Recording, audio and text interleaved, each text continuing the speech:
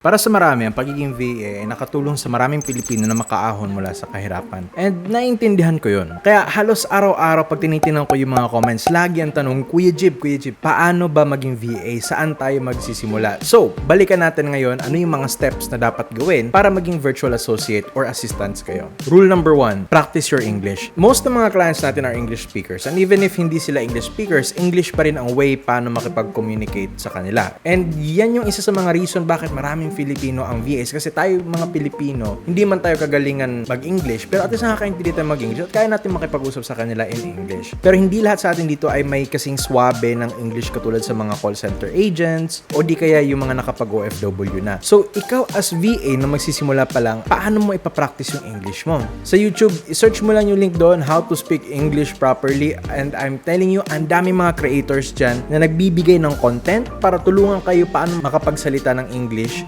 properly.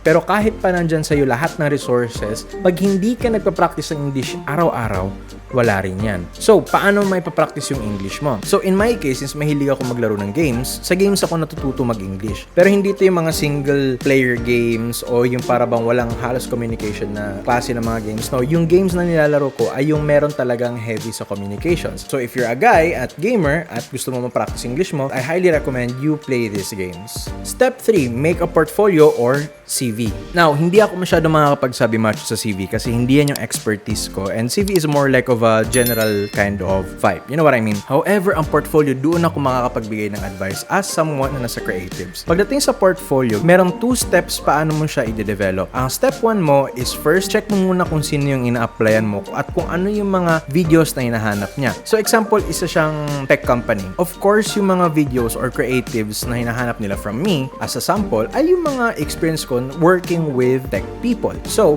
anong ilalagay mo sa portfolio kung tech company ang ina-applyan mo? Of course, mga work na related sa tech.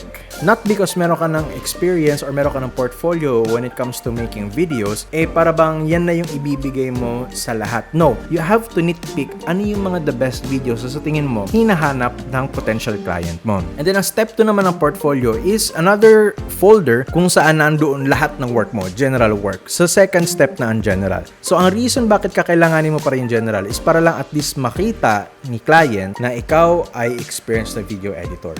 Mahirap maging VA, pero by the end of the day, worth it pa rin yan. Yun lang. Ingat mga tol!